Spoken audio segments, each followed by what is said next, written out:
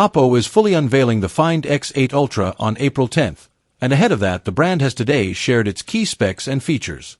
The phone has a 2K resolution LTPO OLED flat screen with 120Hz refresh rate, will be powered by the Snapdragon 8 Elite chipset, and will have a 6100 mAh battery with 100W wired and 50W wireless charging support.